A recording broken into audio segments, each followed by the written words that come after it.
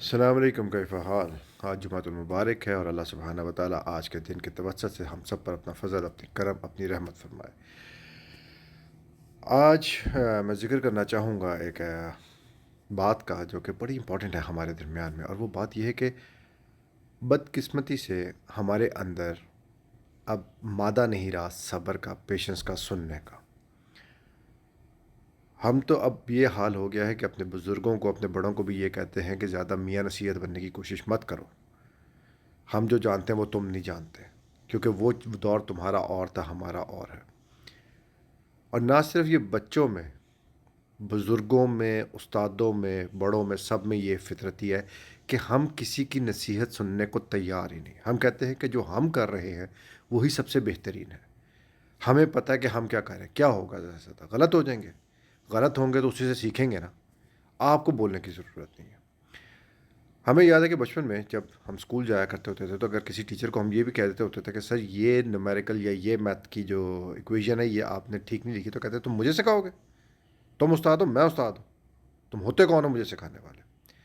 इसी तरह अगर घर में हमने कहना कि बाबा ये हरकत ये ठीक नहीं हुआ, या ये इस तरह नहीं हुआ, तुम मुझे बताओगे? मैं तुम्हारा बाप हूँ या तुम मेरे बाप हो? बड़े भाई से बात करनी तो उसने कहना मैं बड़ा हूँ या तुम बड़े हो। मतलब हर तरफ से कोई ना कोई टॉन्ट, कोई ना कोई ताना, कहीं ना कहीं तशनीकी मिलती है, क्योंकि हम लोगों में वो सब्र नहीं है। हत्ता कि अगर आप किसी छोटे बच्चे को समझाओ ना कि बेटा ये जो तुम कर रहे हो ना, ये अमल तुम्हारा दुरुस्त नहीं है, इसकी वजह से तुम्हें नुकसान होगा, कहता है आप कौन होते हो मुझे बताने वाले? आपको नहीं पता आजकल के दौर में या आजकल के ज़माने में क्या चल रहा है। आप इन चीज़ों से बिल्कुल दूर हैं। ठीक है भाई, नहीं बताते, नहीं समझाते, मगर कल को जब तुम नुकसान उठाते हो, फिर तुम्हें हमारी बात याद आती है या किसी बुज़ुर्ग की बात याद आती है, फिर आप कहते हो यार उस वक़्त उस ज़माने में ये बात मुझे फ़लाँ ने कही थी, काश काश मैंने तब मान ली होती।